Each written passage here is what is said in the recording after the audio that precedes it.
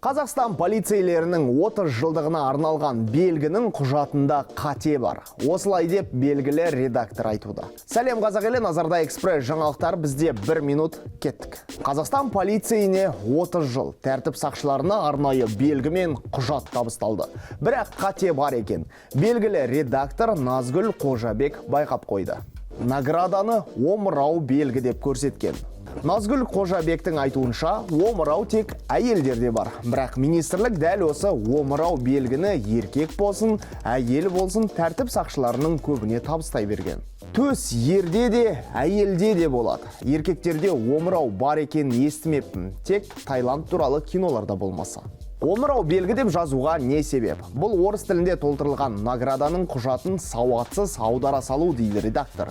Нагрудной знак грудь дегеннен шығып тұр ғой. Содан омырау деп жаза салған. Ал сіз омырау